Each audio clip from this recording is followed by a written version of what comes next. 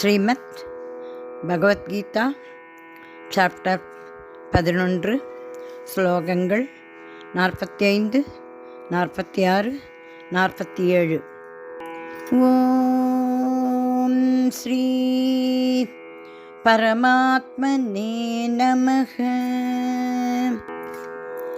ಅದೃಷ್ಟಪೂರ್ವಂ ಹೃಷಿತೋಸ್ಮಿ ದೃಷ್ಟ್ವಾ ಭಯೇನ ಚ ಪ್ರತ್ಯತಿತಂ ಮನೋ ಮೇ ತತೇವ ಮೇ ದರ್ಶ್ಯ ದೇವರೂಪಂ ಪ್ರಸೀದ ದೇವೇಶ ಜಗನ್ನಿವಾಸ.